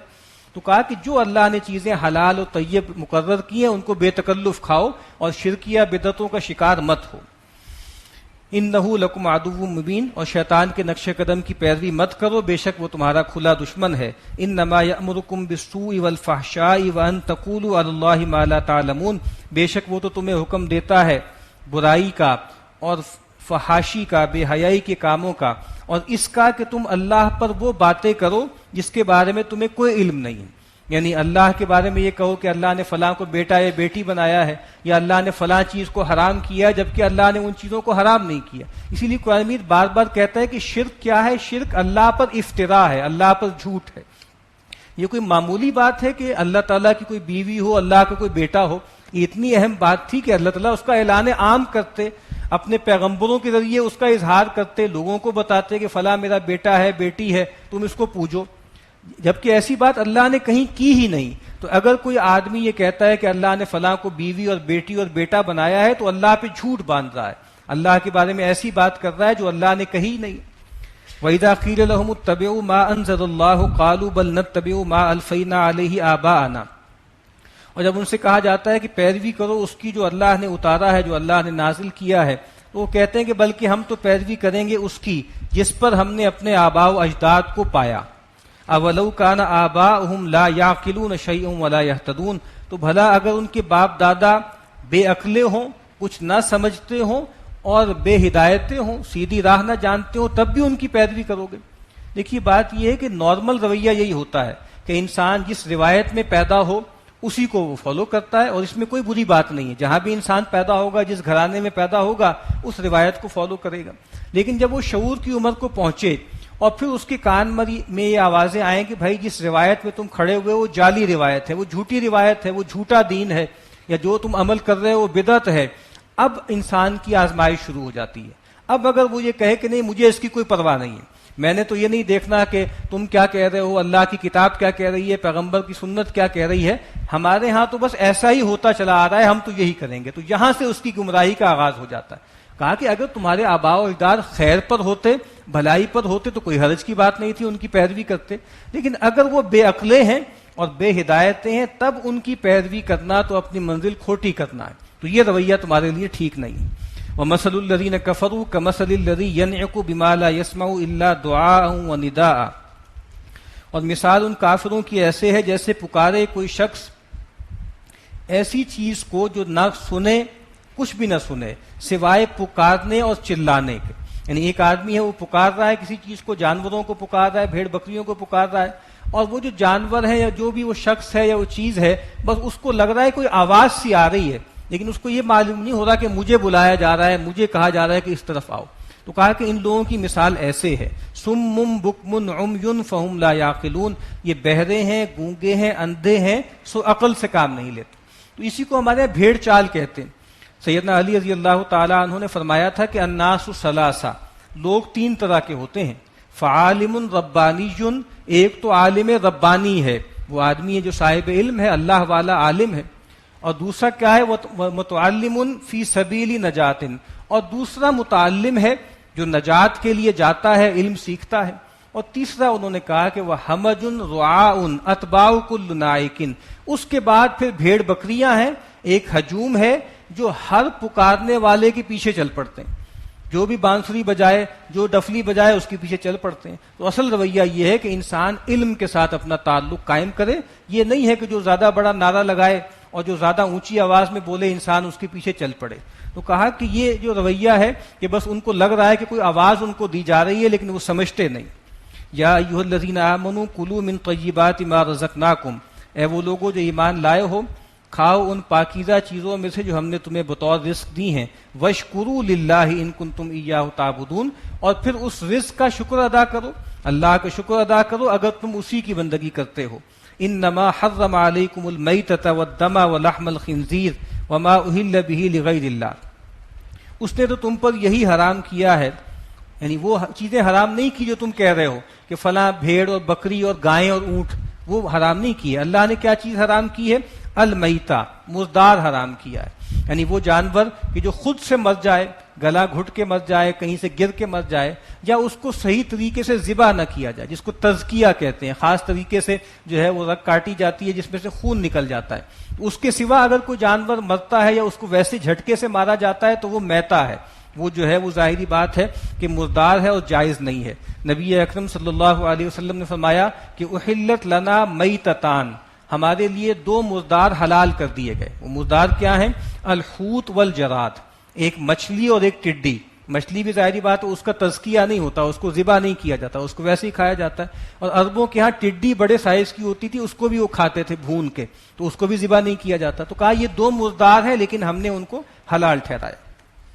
والدم، اور خون حرام ہے، آگے جا کر اس کو جو ہے کوالیفائی کیا گیا دمم مسفوحن، وہ خون کے جو بہتا ہوا خون ہے، اسی لیے اللہ کے نبی نے فرمایا کہ 2 خون بھی اللہ نے حلال کیے ہیں، الکبد والطحال، کلیجی اور تلی۔ کلیجی اور تلی یہ بھی جمع و خون ہوتا ہے، لیکن اللہ کے نبی نے فرمایا کہ یہ حلال ہے۔ جو خون حرام ہے وہ بہتا ہوا خون ہے۔ اسی طریقے سے جانوروں کے گوشت کے ساتھ جو ہلکا پھلکا خون رہ جاتا ہے وہ بھی حرام نہیں ہے، بہتا ہوا خون حرام۔ وہ لحم الخنزیر، اور خنزیر کا گوشت، سور کا گوشت جو ہے وہ حرام ہے۔ وما اہل بہ لغیر اللہ، اور جس جانور کو اللہ کے سوا کسی اور کے نام پہ ذبح کیا جائے، کسی اور کا نام لے کے، کسی بت کا نام لے کے ذبح کیا جائے، کسی استھان پر، کسی قبر پر، یا کسی کی خوشنودی کے لیے، کسی صاحب قبر کو خوش کرنے کے لیے آپ نے کوئی جانور ذبح کیا ہے تو وہ بھی حرام ہے۔ فمن استر غیر باغ ولا عاد، تو جو کوئی مستر ہو جائے، جس کی جان پہ بن آئے، تو غیر باغن، اور وہ اتنا استعمال کر لے کہ جس سے جان اس کی چلتی رہے، لیکن شرط کیا ہے؟ غیر باغن، ایک تو اس کے اندر سرکشی نہ ہو، اس کے اندر حکم عدولی کا جذبہ نہ ہو، ولا عادن، اور نہ ہی اس کے اندر زیادتی ہو، وہ حد سے آگے بڑھے، یعنی وہ چیز جو کھا رہا ہے بس رغبت سے نہ کھائے، بس مجبوری میں کھائے، اور اتنی کھائے کہ جس سے جان برقرار رہے، اس سے آگے نہ بڑھے۔ فلا اسم علی، اگر اس طرح سے وہ اس کو استعمال کر لے گا تو اس پر کوئی گناہ نہیں ہے۔ ان اللہ غفور الرحیم، بے شک اللہ تعالیٰ بخشنے والا اور مہربان ہے۔ ان الذین یکتمون ما انزل اللہ من الکتاب، بے شک وہ لوگ کہ جو چھپاتے ہیں اس کو جو اللہ تعالیٰ نے کتاب میں نازل کیا، وَيَشْتَرُونَ بِهِ ثَمَنًا قَلِيلًا، اور اس کے عوض لیتے ہیں تھوڑا سا مول، اولئک ما یأکلون فی بطونہم الا النار، تو یہ لوگ نہیں بھرتے اپنے پیٹوں میں مگر جہنم کی آگ، ولا یکلمہم اللہ یوم القیامہ، اور ایسے لوگوں سے اللہ تعالیٰ قیامت کے دن کلام بھی نہیں فرمائے گا، ولا یزکیہم، اور ان کو پاک بھی نہیں کرے گا، وَلَهُمْ عَذَابٌ علیم، اور ان کے لیے دردناک عذاب۔ بہت بڑی بدبختی ہے کہ جو لوگ اللہ کی آیتوں کو بیچتے ہیں، دین فروشی کرتے ہیں اور اللہ کی آیات کو چھپاتے ہیں، ان کے بارے میں بہت سخت باتیں ہیں۔ وہ اپنے پیٹ میں آگ بھر رہے ہیں، اللہ ان سے کلام نہیں فرمائے گا، اللہ ان کو پاک نہیں کرے گا، اور انجام کیا ہوگا؟ دردناک انجام۔ اولئک الذین اشتروا الضلالۃ بالہدی والعذاب بالمغفرہ، یہ وہ لوگ ہیں جن لوگوں نے خرید لی گمراہی ہدایت کے عوض، اور عذاب خرید لیا مغفرت چھوڑ کے، مغفرت ہاتھ سے دے دی اور عذاب خرید لیا۔ فما اصبرہم علی النار، بہت طنزیہ انداز ہے، وہ کس قدر صبر کرنے والے ہیں جہنم پر، بہت جگرا ہے ان کا کہ جہنم پہ صبر کر رہے ہیں۔ ذالک بان اللہ نزل الکتاب بالحق، یہ اس لیے کہ اللہ تعالیٰ نے کتاب اتاری حق کے ساتھ۔ وَإِنَّ الَّذِينَ اخْتَلَفُوا فِي الْكِتَابِ لَفِي شِقَاقٍ بَعِيدٍ، اور بے شک وہ لوگ جنہوں نے اختلاف کیا کتاب میں، وہ بہت ہی دور کی ضد میں پڑے ہوئے ہیں، زدم زدہ میں ہیں اور دور کی گمراہی میں ہیں۔ لَيْسَ الْبِرَّ أَن تُوَلُّوا وُجُوهَكُمْ قِبَلَ الْمَشْرِقِ وَالْمَغْرِبِ، یہ بھی وہی کانٹیکسٹ ہے کہ بھائی مشرق اور مغرب کی طرف رخ کرنا، بیت المقدس یا بیت اللہ الحرام کی طرف رخ کرنا یہ اہم نہیں ہے۔ تو کہا کہ نیکی اس شخص کی نیکی نہیں ہے، کہ نیکی یہ نہیں ہے کہ تم اپنے چہرے کو مشرق و مغرب کی طرف پھیر لو، وَلَٰكِنَّ الْبِرَّ مَنْ آمَنَ بِاللَّهِ وَالْيَوْمِ الْآخِرِ، بلکہ نیکی تو اس شخص کی نیکی ہے جو ایمان لایا اللہ پر اور آخرت کے دن پر، والملائکتی، اور فرشتوں پر، والکتابی، اور کتابوں پر، والنبیین، اور پیغمبروں پر۔ یہاں پر نیکی اور وفا کا تذکرہ ہو رہا ہے، اس کا آغاز ایمان سے ہو رہا ہے، کیونکہ اللہ تعالیٰ کے ہاں ایمان کی یعنی نیکی کی صورت معتبر نہیں ہے، نیکی کی حقیقت اہم ہے، اور نیکی کی حقیقت کیا ہے؟ وہ ایمان ہے۔ اگر ایمان نہیں ہے پیچھے تو ظاہری بہت بڑی بھی نیکی ہو تو اللہ کے ہاں مقبول نہیں ہے۔ اللہ کے نبی صلی اللہ علیہ وسلم نے فرمایا کہ ان اللہ لا ينظر الى صورکم ولا الى اموالکم، اللہ تعالیٰ نہ تمہاری شکل و صورتوں کو دیکھتا ہے نہ تمہارے مالوں کو دیکھتا ہے، ولکن ينظر الى قلوبکم واعمالکم، اللہ تمہارے دلوں کو دیکھتا ہے، تمہارے اعمال کو دیکھتا ہے۔ تو نیکی کا بیان اس کا آغاز ہو رہا ہے ایمان سے.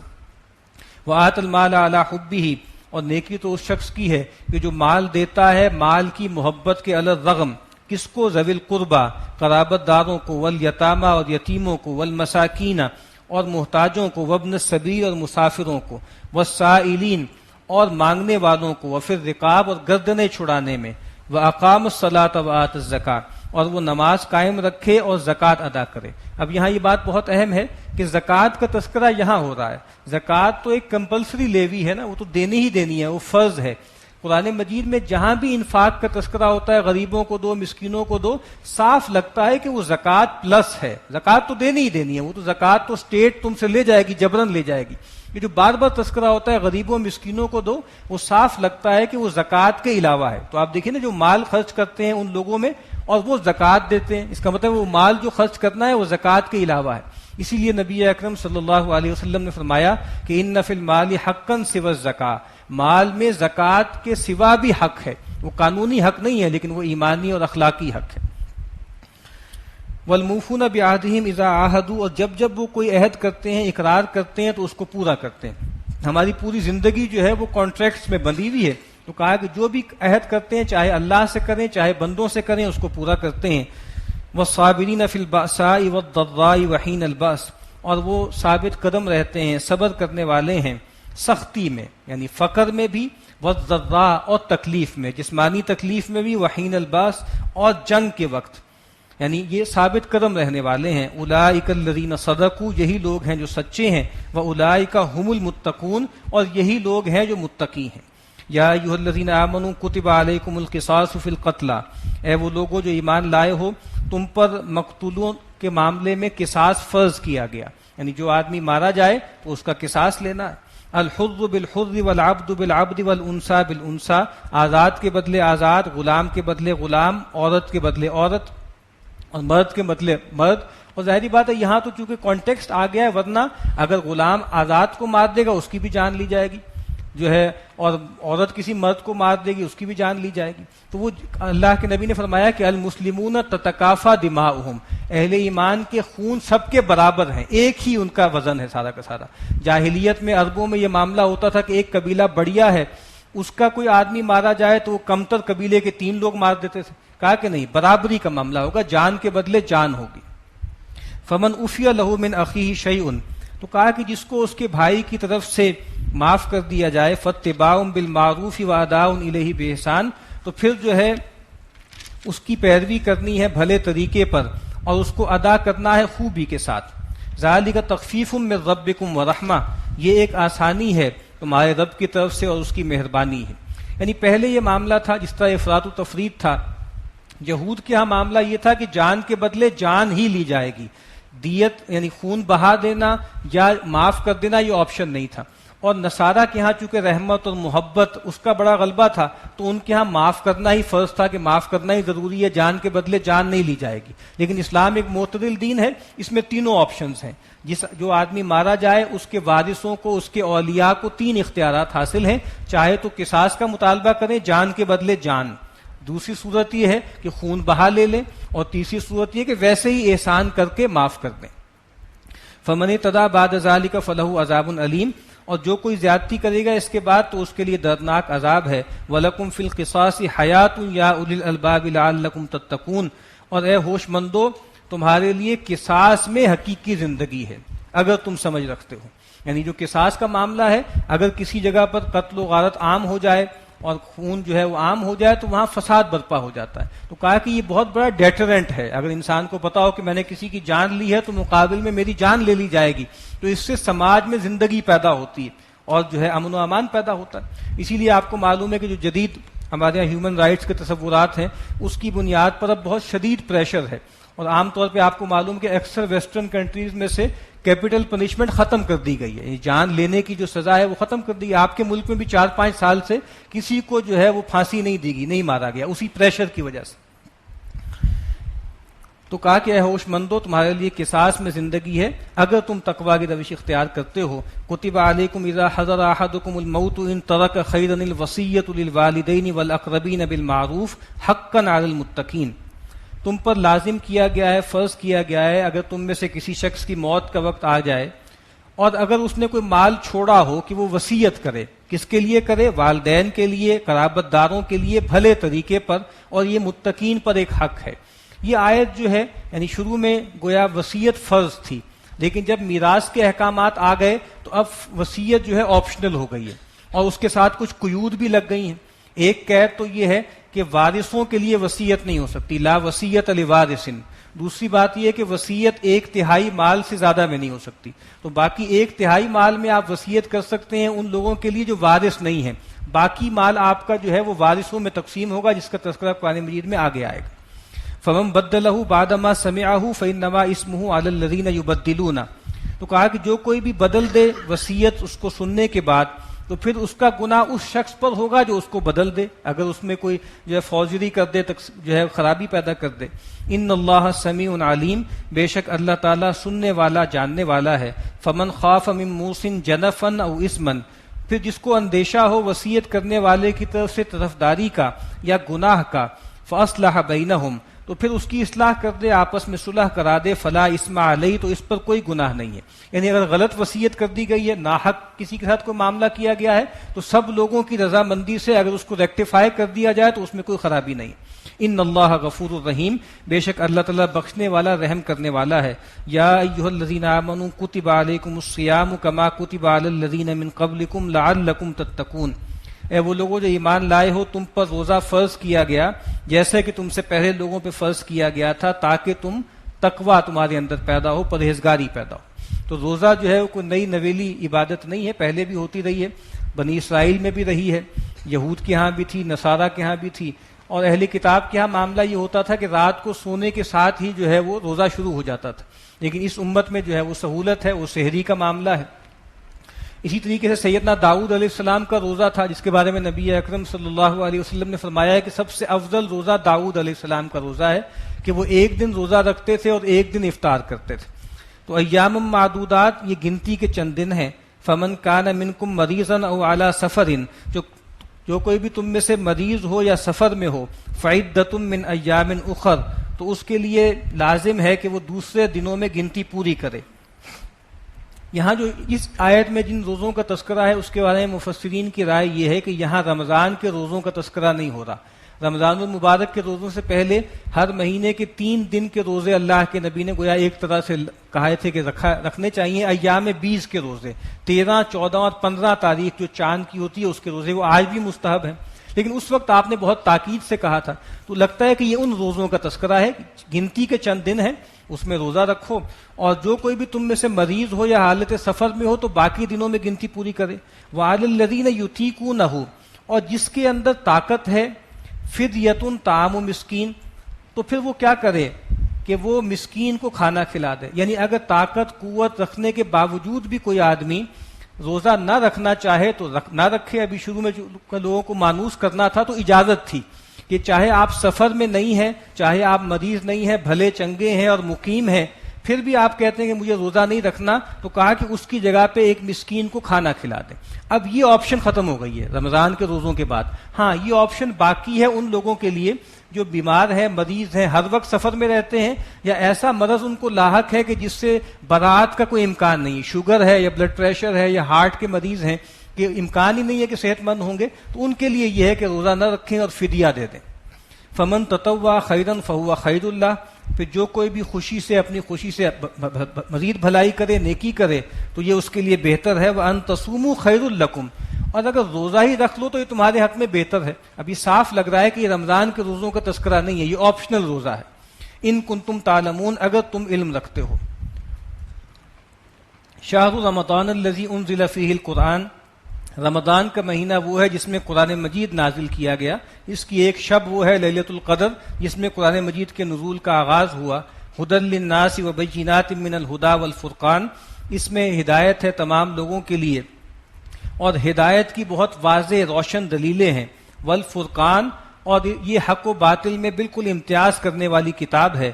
فمن شہد منکم الشہر فلیصم، اب یہ حکم آ گیا کہ جو کوئی بھی تم میں سے یہ مہینہ پائے تو اس پہ لازم ہے کہ روزہ رکھے، اب آپشنل نہیں ہے. ومن کان مریضا او علی سفر فعدۃ من ایام اخر، ہاں اگر کوئی بیمار ہے یا حالت سفر میں ہے تو باقی دنوں میں گنتی پوری کر لے۔ تو تنگ پڑنا یہ اچھی بات نہیں ہے۔ اگر آپ کو پتا ہے کہ یہ سفر بہت سخت ہے تو اس میں روزہ رکھنا پسندیدہ نہیں ہے۔ اسی طریقے سے اگر کوئی ایسی بیماری ہے کہ اس بیماری کے بہت زیادہ بڑھنے کا اندیشہ ہے اور جان جانے کا بھی اندیشہ ہے تو پھر روزہ نہیں رکھنا چاہیے۔ یرید اللہ بکم الیسر ولا یرید بکم العسر، اللہ تعالیٰ تمہارے لیے سہولت چاہتا ہے، وہ تم پہ تنگی نہیں چاہتا۔ وَلِتُكْمِلُوا الْعِدَّةَ وَلِتُكَبِّرُوا اللَّهَ عَلَى مَا هَدَاكُمْ وَلَعَلَّكُمْ تَشْكُرُونَ، اور اس لیے تاکہ کہ تم گنتی پوری کرو اور تم اپنے اللہ کی کبریائی بیان کرو اس ہدایت پر جو اس نے تمہیں دی ہے، وَلَعَلَّكُمْ تَشْكُرُونَ، اور تاکہ تم اس کا احسان مانو، شکر ادا کرو۔ وَإِذَا سَأَلَكَ عِبَادِي عَنِّي فَإِنِّي قَرِيبٌ، اے نبی جب بھی آپ سے میرے بندے میری بابت سوال کریں تو فإنی قریب، تو ان سے کہہ دیجیے کہ میں بہت قریب ہوں۔ اجیب دعوت الداعی اذا دعان، جب بھی کوئی پکارنے والا مجھے پکارتا ہے میں اس کی پکار سنتا ہوں، جواب دیتا ہوں۔ فلیستجیبوا لی، تو چاہیے یہ کہ وہ بھی میری سنیں، اپنی ہی مجھے سنائی جاتے ہیں، میری بھی تو سنیں، میں بھی تو ان سے کچھ مطالبات کر رہا ہوں۔ ولیؤمنوا بی، اور مجھ پر ایمان رکھیں، لعلہم یرشدون، تاکہ وہ ہدایت پر رشد پر رہیں۔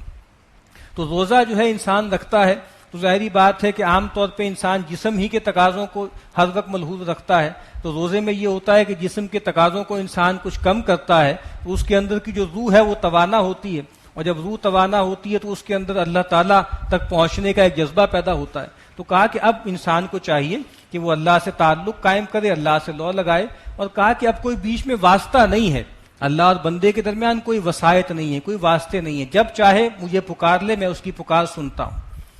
احل لکم لیلۃ الصیام الرفث الی نسائکم، تمہارے لیے حلال کر دیا گیا ہے رمضان کی راتوں میں عورتوں کے ساتھ، اپنی بیویوں کے ساتھ بے حجاب ہونا۔ ہن لباس لکم وانتم لباس لہن، وہ تمہارے لیے پوشاک ہیں اور تم ان کی پوشاک ہو۔ اصل میں چونکہ پہلے جس طرح میں نے عرض کیا کہ اہل کتاب کا روزہ وہ تھا کہ رات کو سونے سے ہی روزہ شروع ہو جاتا تھا، اور اس کا مطلب یہ تھا کہ رات میں تعلق زن و شو جو ہے وہ جائز نہیں تھا۔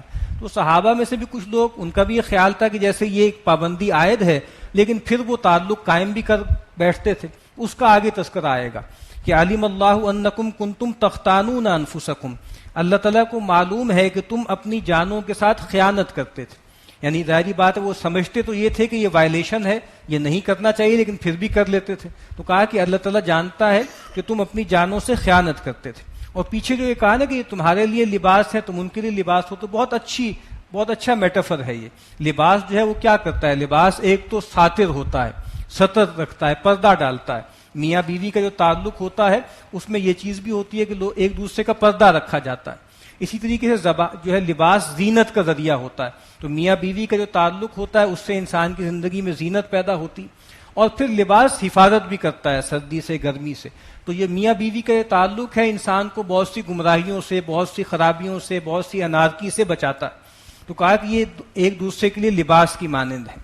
تو کہا کہ اللہ جانتا ہے کہ تم آپس میں اپنی جانوں میں خیانت کرتے تھے، فتاب علیکم وعفا عنکم، تو اللہ نے تمہیں معاف کیا، تم سے درگزر کیا۔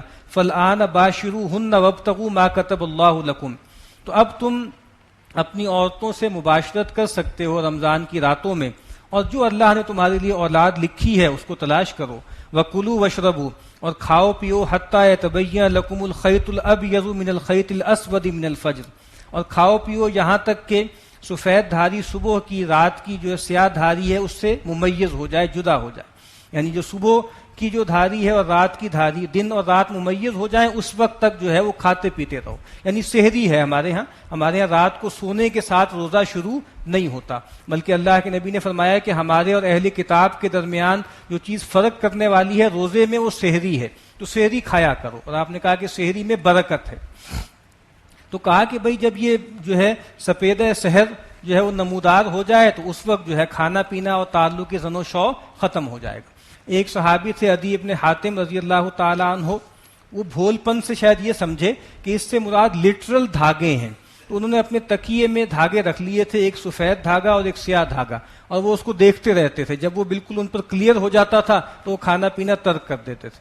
تو جب نبی اکرم صلی اللہ علیہ وسلم تک یہ بات پہنچی تو آپ مسکرائے، اور آپ نے عذرائے تفنن فرمایا کہ ان وسادتک لعریض، اے عدی تمہارا تکیہ تو بہت وسیع و عریض ہے کہ اس میں دن رات سما گئے ہیں، یعنی وہ جو دھاریاں تھیں وہ تو دن اور رات کی دھاریاں تھیں، تم نے سمجھا کہ وہ دو دھاگے ہیں۔ تلک حدود اللہ فلا تقربوها، یہ اللہ کی حدود ہیں تو ان کے نزدیک بھی مت جاؤ۔ کذالک یبین اللہ، نہیں، ثم اتموا الصیام الی اللیل، پھر اس کے بعد پورا کرو روزے کو رات تک، یعنی سحر کے وقت جو ہے روزہ رکھنا شروع کر دو اور اس کے بعد روزے کو پورا کرو رات تک۔ اور ہمارے ہاں رات کا مطلب ہے غروب آفتاب، جیسے غروب آفتاب ہو جاتا ہے ویسے ہی جو ہے روزہ کھول دیا جاتا ہے۔ اور چونکہ رات کے لفظ میں امکان موجود ہے نا، اس طرح ہمارے ہاں دو الفاظ بولے جاتے ہیں، ایک نائٹ کا اور ایک ایوننگ کا، یعنی ایوننگ پہلے ہوتی ہے، نائٹ بعد میں ہوتی ہے۔ اسی وجہ سے آپ کو معلوم ہے کہ فقہ جعفریہ میں وہ کہتے ہیں کہ جی کچھ رات کو داخل ہونا چاہیے، چونکہ رات کا لفظ آیا ہے تو وہ تھوڑا سا اور انتظار کرتے ہیں، لیکن اہل سنت کے نزدیک رات کا مطلب ہے غروب آفتاب، جیسے ہی غروب آفتاب ہو جائے تو روزہ کھول لینا چاہیے۔ وَلَا تُبَاشِرُوهُنَّ وَأَنْتُمْ عَاكِفُونَ فِي الْمَسَاجِدِ، اور یہ جو کہا گیا ہے نا کہ رمضان کی راتوں میں تعلق زن و شو جائز ہے، کہا کہ جب تم رمضان میں اعتکاف میں ہو مسجد میں تو اس موقع پر مباشرت جائز نہیں ہے، یعنی اس کے تعلق زن و شو جو ہے وہ اعتکاف کی حالت میں، اعتکاف میں جب انسان ہوتا ہے تو رات میں بھی اس کی اجازت نہیں ہے۔ تلک حدود اللہ فلا تقربوها، یہ اللہ کی حدود ہیں سو اس کے نزدیک نہ جاؤ۔ کذالک یبین اللہ آیاتہ للناس لعلہم یتقون، اسی طریقے سے اللہ تعالیٰ اپنی آیات کو لوگوں کے لیے واضح فرماتا ہے شاید کہ وہ تقوی اختیار کریں۔ ولا تأکلوا اموالکم بینکم بالباطل، اور دیکھو آپس میں ایک دوسرے کا مال باطل طریقے سے مت کھاؤ۔ وتدلوا بها الی الحکام لتأکلوا فریقا من اموال الناس بالاسم وانتم تعلمون، اور نہ پہنچاؤ ان کو حاکموں تک کہ کھا جاؤ لوگوں کے مال کا ایک حصہ ظلم کے طریقے پہ، ناحق طریقے پہ، وانتم تعلمون، جبکہ تم جانتے ہو۔ ایک دوسرے کا مال جو ہے وہ حرام طریقے سے نہ کھاؤ، اور خاص طور پہ جو ایک خاص طریقہ ہوتا ہے مال کھانے کا وہ ہوتا ہے کہ حکمرانوں تک کسی کو پہنچانا، رشوت کے طور پہ حکمرانوں سے قریب کرنا یا ان سے کوئی کام کروانا، اس کے لیے بیچ میں ایک واسطہ بن جانا اور برائبری کا سہارا لینا، کہا کہ یہ معاملہ نہ کرو۔ یسألونک عن الاہلہ، اے نبی یہ آپ سے سوال کرتے ہیں چاند کے معاملے میں، چاند کے گھٹنے بڑھنے کے معاملے میں۔ قل ہی مواقیت للناس والحج، تو کہا کہ یہ کہہ دیجئے کہ یہ اوقات مقرر ہیں لوگوں کے واسطے اور حج کے لیے، یعنی جو چاند کا گھٹنا بڑھنا ہے اس سے اوقات بھی متعین ہوتے ہیں، مہینے کے دن طے ہوتے ہیں، اور حج چونکہ وہ ایک خاص مہینے میں ہوتا ہے، یعنی شوال، ذیقعدہ اور ذی الحجہ، یہ حج کے ایام ہیں، تو کہا کہ حج کا تعین بھی چاند سے ہی ہوتا ہے۔ وَلَيْسَ الْبِرُّ بِأَن تَأْتُوا الْبُيُوتَ مِن ظُهُورِهَا وَلَكِنَّ الْبِرَّ مَنِ اتَّقَىٰ، اور نیکی یہ نہیں ہے کہ تم اپنے گھروں میں ان کی پشت کی طرف سے آؤ، بلکہ نیکی تو اس شخص کی ہے جو تقویٰ کی روش اختیار کرے۔ ان کے یہاں کہ یہ بدعت تھی، ایک توہم تھا کہ جب کوئی آدمی جو ہے وہ احرام باندھ کے گھر سے نکل جائے تو پھر کسی وجہ سے اس کو گھر آنا پڑے تو وہ سامنے کے دروازے سے نہیں آتے تھے بلکہ پچھواڑے سے آتے تھے، تو کہا کہ یہ کوئی چیز نہیں ہے، اصل چیز تو تقویٰ ہے، اصل چیز تو خدا خوفی ہے۔ وَأْتُوا الْبُيُوتَ مِنْ أَبْوَابِهَا، تو گھروں میں آؤ اس کے دروازوں سے۔ وَاتَّقُوا اللَّهَ لَعَلَّكُمْ تُفْلِحُونَ، اور اللہ کا تقوی اختیار کرو تاکہ تم فلاح پاؤ۔ وَقَاتِلُوا فِي سَبِيلِ اللَّهِ الَّذِينَ يُقَاتِلُونَكُمْ وَلَا تَعْتَدُوا، اب چونکہ حج کے احکامات آ رہے ہیں اور ظاہری بات ہے کہ حج جو ہوتا ہے وہ کعبۃ اللہ میں ہوتا ہے، اور کعبۃ اللہ جو ہے وہ مشرکوں کا گڑھ تھا اور بتوں کا گڑھ تھا، تو ظاہری بات ہے کہ اللہ کے نبی صلی اللہ علیہ وسلم کو جو مشن دے کر بھیجا گیا تھا اس میں یہ بات لازمی تھی کہ مکے کو شرک سے پاک کرنا ہے، کعبۃ اللہ کو شرک سے پاک کرنا ہے، تو اب ساتھ ساتھ جو ہے وہ جہاد و قتال کے احکامات بھی دیے جا رہے ہیں۔ تو آپ کو معلوم ہے کہ مکے میں جو ہے وہ کف ایدی تھا، کہا گیا تھا کہ بھئی اپنے ہاتھ روک کے رکھو، اب یہاں اجازت دی جا رہی ہے کہ اب تم جواب دے سکتے ہو۔ وَقَاتِلُوا فِي سَبِيلِ اللَّهِ الَّذِينَ يُقَاتِلُونَكُمْ وَلَا تَعْتَدُوا، اور لڑو اللہ کی راہ میں ان لوگوں سے جو تم سے لڑتے ہیں، اور دیکھو زیادتی مت کرنا۔ زیادتی کیا ہے جنگ میں؟ کہ بھائی جو ہے درختوں کو مت جلانا، فصلوں کو مت اجاڑنا، وہ لوگ کے جو جنگ کرنے والے نہیں ہیں، جو عورتیں ہیں، بچے ہیں، جو معبدوں میں عبادت کرنے والے ہیں، ان پر حملہ نہ کرنا، اور جو لاشیں ہیں ان کا مسئلہ نہ کرنا، ان کو جلا کے نہ مارنا، ایک پوری وار ایتھکس جو اسلام نے دی ہے، تو کہا کہ ولا تعتدوا، زیادتی مت کرنا۔ ان اللہ لا يحب المعتدین، بے شک اللہ تعالیٰ زیادتی کرنے والوں کو پسند نہیں کرتا۔ وقتلوہم حیث ثقفتموہم، اور قتل کر دو ان کو جہاں پاؤ، واخرجوہم من حیث اخرجوکم، اور ان کو وہاں سے نکالو جہاں سے انہوں نے تمہیں نکالا ہے، تمہیں انہوں نے مکہ سے بے دخل کر دیا ہے، اب تمہارا کام یہ ہے کہ تم مشرکوں سے مکے کو پاک کر دو۔ والفتنۃ اشد من القتل، اور دین سے بچلانا مار ڈالنے سے بھی زیادہ سخت ہے، قتل سے بھی زیادہ بری چیز ہے۔ فتنہ کسے کہتے ہیں؟ پرسیکیوشن کو کہتے ہیں، لوگوں کو جبر کے ذریعے شرک پہ مجبور کرنا، کفر پر مجبور کرنا، نافرمانی میں مجبور کرنا، یہ فتنہ ہے۔ تو دین اس فتنے کو ختم کرنا چاہتا ہے، تو کہا کہ یہ جو فتنہ ہے کہ لوگوں کو دین سے بچلایا جائے، یہ قتل سے بڑی چیز ہے۔ وَلَا تُقَاتِلُوهُمْ عِنْدَ الْمَسْجِدِ الْحَرَامِ حَتَّى يُقَاتِلُوكُمْ فِيهِ، اور نہ لڑو ان سے مسجد حرام کے پاس جب تک کہ وہ نہ لڑیں۔ فَإِنْ قَاتَلُوكُمْ فَاقْتُلُوهُمْ، تو اگر وہ خود ہی لڑنا شروع کر دیں تو تم بھی ان سے قتال کرو۔ کذالک جزاء الکافرین، بے شک یہی بدلہ ہے کافروں کا۔ ظاہر بات ہے بیت اللہ الحرام کا مطلب ہی یہی ہے کہ وہاں کوئی جنگ نہیں ہو سکتی، کسی کی جان نہیں لی جا سکتی، لیکن کہا کہ اگر وہ زیادتی کریں، بیت اللہ کے پاس تم سے جنگ کریں، تو اپنے دفاع میں تم ہاتھ اٹھاؤ اور ان سے جنگ کرو۔ فَإِنِ انتهوا فَإِنَّ اللَّهَ غَفُورٌ رَحِيمٌ، اور پھر اگر وہ باز آ جائیں تو بے شک اللہ تعالیٰ بھی بخشنے والا، رحم کرنے والا ہے۔ وَقَاتِلُوهُمْ حَتَّى لَا تَكُونَ فِتْنَةٌ، اور لڑو ان سے یہاں تک کہ فتنہ باقی نہ رہے۔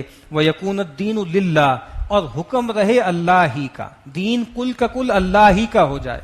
فَإِنِ انتهوا فَلَا عُدْوَانَ إِلَّا عَلَى الظَّالِمِينَ، پس اگر وہ باز آ جائیں تو پھر زیادتی نہیں ہے مگر ظالموں پر۔ الشہر الحرام بالشہر الحرام والحرمات قصاص، حرمت والا مہینہ بدلہ ہے حرمت والے مہینے کا، اور حرمتیں عدلے بدلے کی ہیں۔ یہ معاملہ کیا ہے کہ نبی اکرم صلی اللہ علیہ وسلم کو روک دیا گیا تھا، 6 ہجری میں ذوالقعدہ میں آپ گئے تھے عمرے کے لیے، آپ کو منع کر دیا گیا تھا، روک دیا گیا تھا، پھر وہاں پہ حدیبیہ کا پیکٹ ہوا تھا، پھر اگلے سال آپ تشریف لے گئے تھے ساتھ میں، تو کہا کہ اس کا بدلہ یہ ہے کہ اگلے سال تمہیں اجازت دی جائے، تم وہاں پر جاؤ۔